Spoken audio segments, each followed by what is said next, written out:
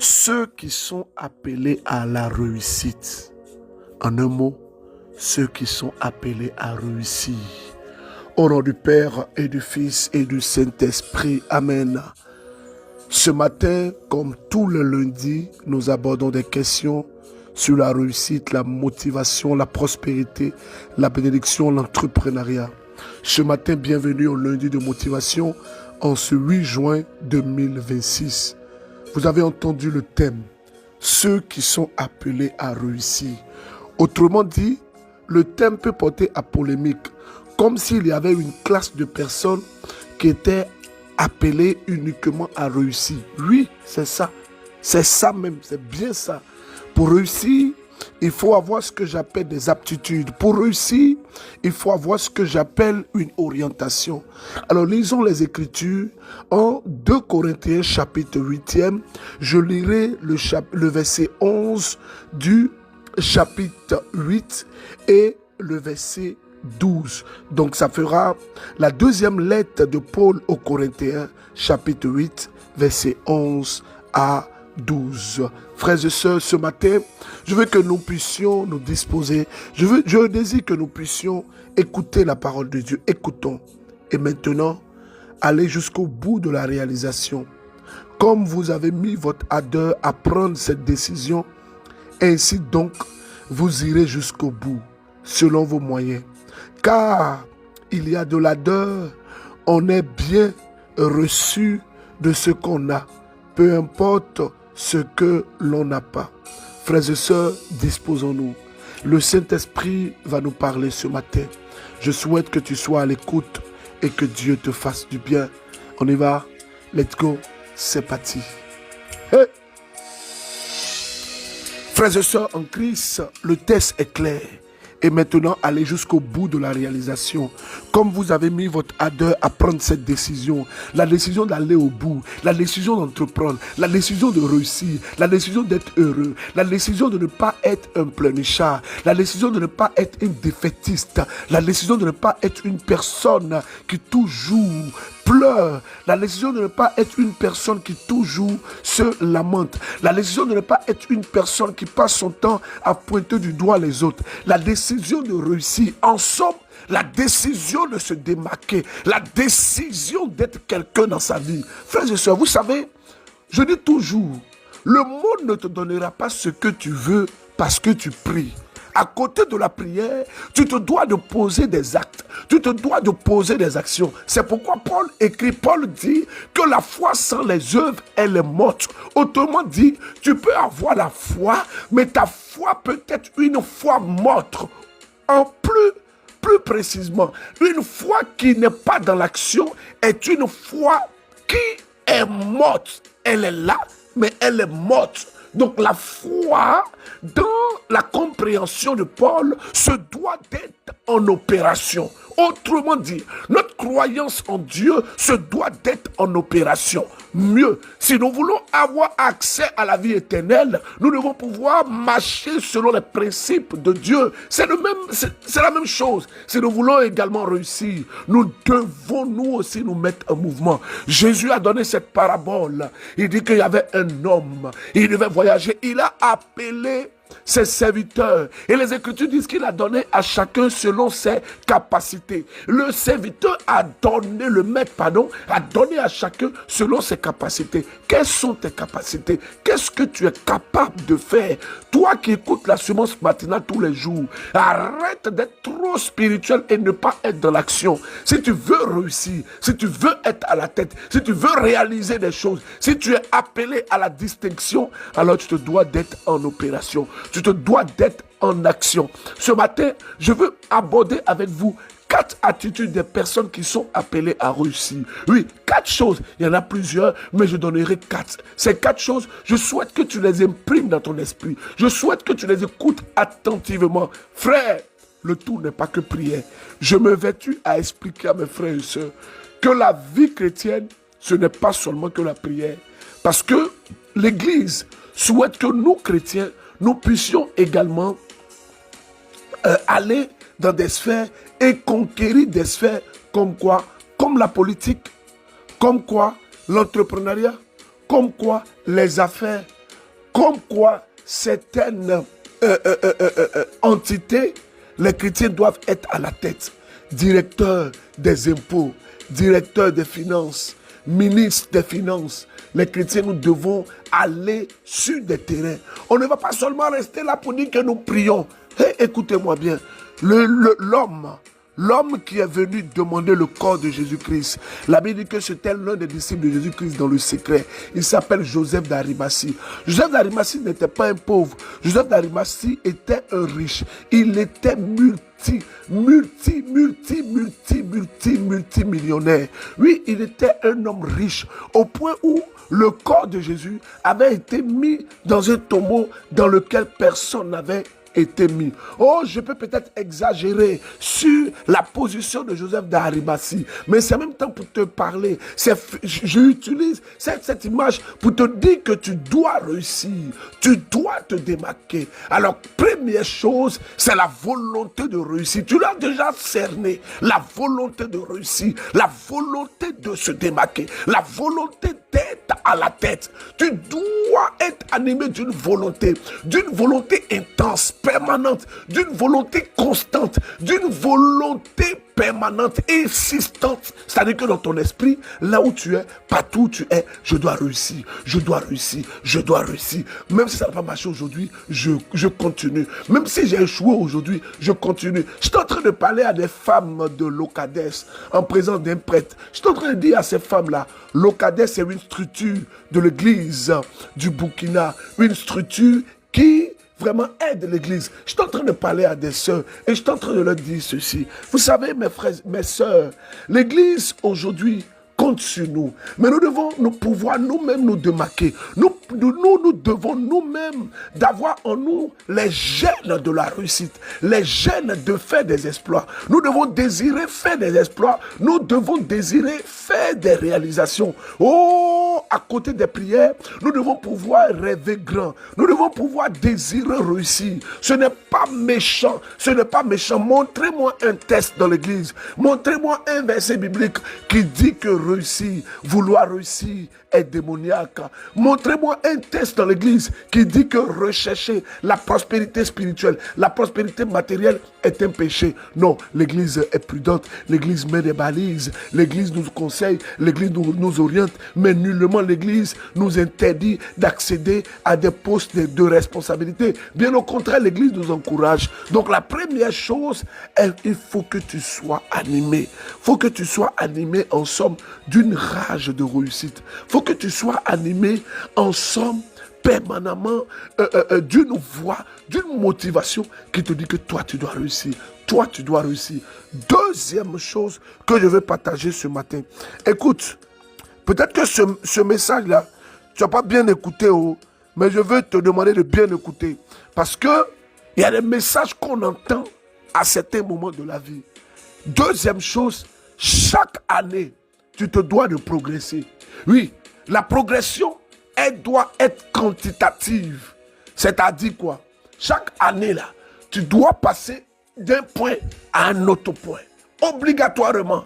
Si tu n'as pas pu évoluer, ce n'est pas grave. Refixe-toi des objectifs. Ressente-toi sur tes priorités. Et moi, je veux te dire que la priorité des priorités, c'est aimer Dieu. La priorité des priorités, c'est limiter. La priorité des priorités, c'est d'être à la tête. La priorité des priorités, c'est d'être excellent. La priorité des priorités, c'est se démarquer. Regardez ce que Jésus dit. Il dit que quand le maître reviendra, il dira, bon et fidèle serviteur. Celui qui est bon, c'est celui qui pose de bonnes actions. Celui qui est bon, qu'on le veuille ou pas, c'est celui qui est meilleur. Celui qui est bon, c'est celui qui est meilleur. Celui qui est bon en cet registre, c'est celui qui est à la tête. C'est celui qui réussit.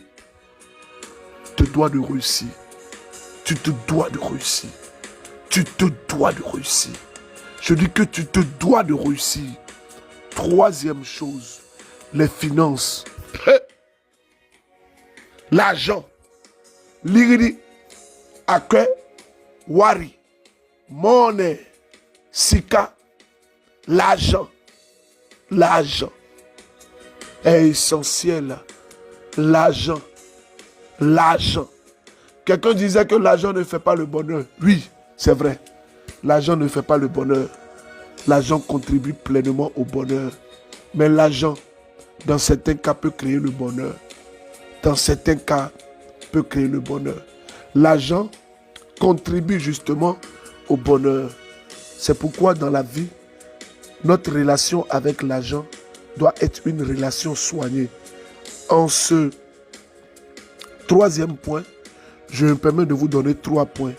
Premièrement, l'argent est une nécessité. Aujourd'hui, que tu le veuilles ou pas, seulement ce matin, tu es en train d'écouter là, tu as eu besoin de l'argent pour acheter des mégas, pour faire une souscription internet, pour écouter la semence matinale. L'argent est nécessaire pour le bien-être de l'homme. L'argent là, c'est important. Tu te dois d'avoir l'argent. Que tu veuilles ou pas, l'argent est nécessaire. Tu te dois impérativement d'avoir l'argent. Donc la deuxième chose en ce qui concerne le point 3 et dans le point 1, le point 2, c'est de voir tes dépenses. C'est-à-dire, ce que tu prends ton argent pour faire, il faut voir ça.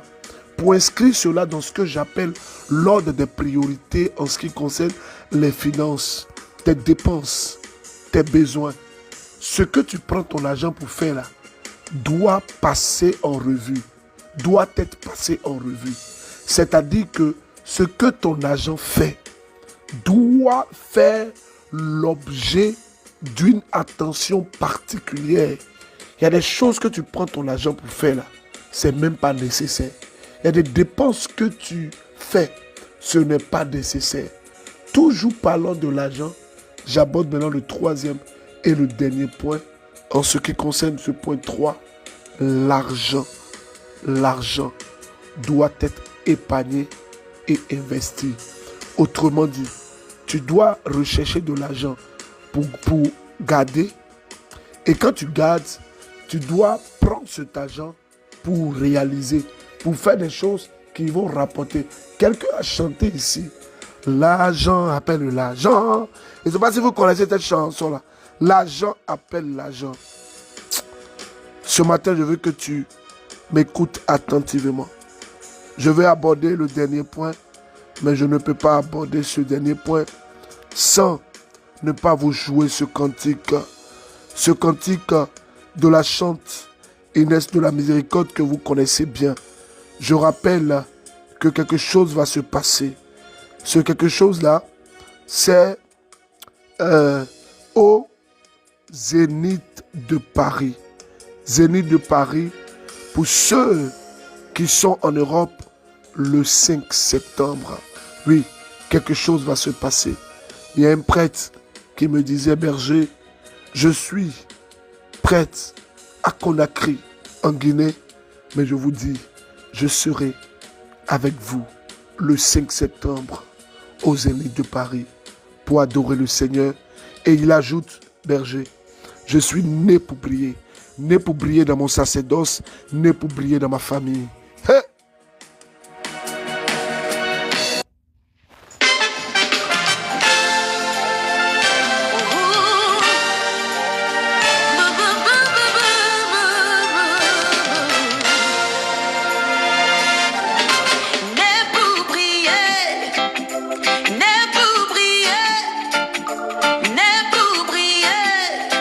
Je suis né pour briller, né pour régner.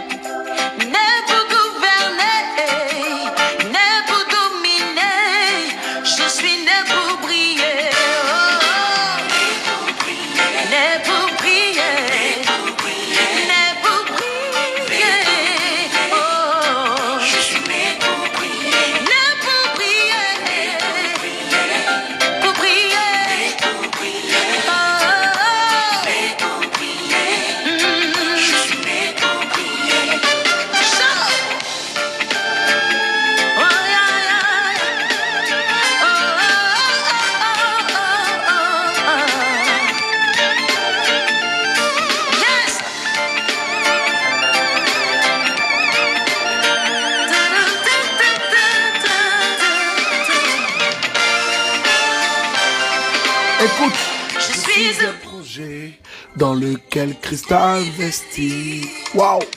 Je dois croire en moi, car mon roi voit sa gloire en moi. Mon chemin est tout tracé. Le but n'est pas d'éteindre, Mais de détendre sur les autres. je suis né pour briller. Né pour briller. J'irai de gloire en gloire. Oh, oh, oh. Rien ne pourra m'arrêter. Mon chemin est tout tracé. Et c'est God. Ah, on continue le message. Frères et sœurs en Christ. Quatrième et dernière chose. Ah, tu pensais que j'avais oublié. Quatrième et dernière chose pour ceux qui veulent réussir, c'est de vouloir impérativement se distinguer et se démarquer. Alors, se distinguer, ce n'est pas forcément se démarquer. Se démarquer, vous entendez, marque. C'est-à-dire que tu as une marque, tu as une identité. Tu as une identité. Il faut te démarquer. C'est-à-dire que tu te démarques. Tu es différent. Être distingué, c'est une personne à qui on peut reconnaître des attributs. On peut dire à cette personne, on reconnaît en toi telle ou telle chose. Mais la démarcation ici, c'est que toi-même, tu décides de ne pas être comme un tel. Frères et sœurs, la réussite, c'est d'abord une inspiration divine, une décision, une orientation et maintenant l'action. Je rends grâce et je bénis le Seigneur pour toi qui m'écoutes, toi qui écoutes la semence matinale. Je bénis le Seigneur pour toi et pour ta vie. Écoutons ce très beau témoignage. Bonjour la famille MCM. Bonjour berger Élisée Douza. Je suis une sœur du Burkina Faso. Je viens passer canal rendre grâce à Dieu pour tous ses bienfaits dans ma vie et témoigner de la puissance des lundis de motivation dans ma vie. Grâce à lundi de motivation, en 2025, j'ai pu créer mon entreprise et d'employés. Je suis employée aujourd'hui. Je ne peux que dire merci à Dieu pour cette immense grâce. Car quand je regarde ce que j'ai pu mettre en place, si ce n'est pas Dieu, en tout cas, ce n'est pas par ma force. Ce n'est pas par ma force, mais c'est par la grâce de Dieu. Et la puissance vraiment du lundi de motivation. Je priais toujours avec la chanson de la chante Inès et repositionne ma vie. Vraiment, Dieu a repositionné ma vie. Quand je regarde mon entreprise, je ne peux que rendre grâce à Dieu. Je ne peux que rendre grâce à Dieu et dire merci tous les jours.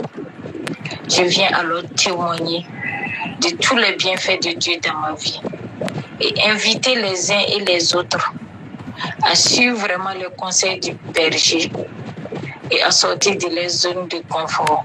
Surtout ceux qui doutent toujours. Que Dieu écoute, exauce nos prières.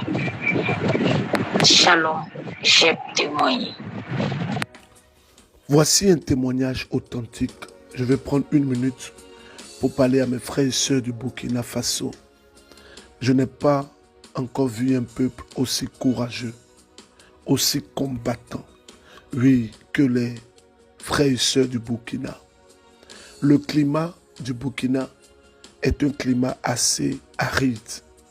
Mais quand je regarde ce que mes frères, mes papas, mes mamans arrivent à sortir de cette terre aride, de ce pays où très souvent la saison des pluies ne dure pas.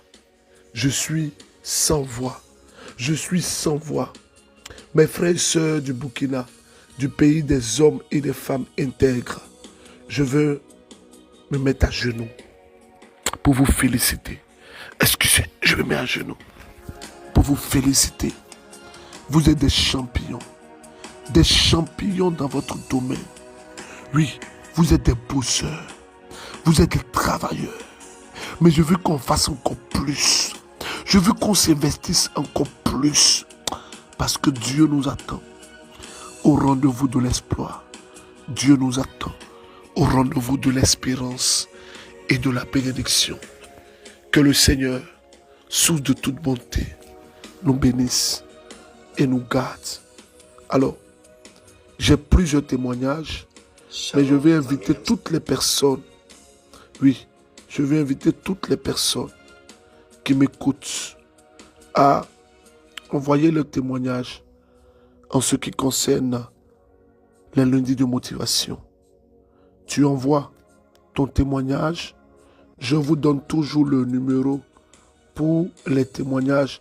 Vous connaissez le numéro.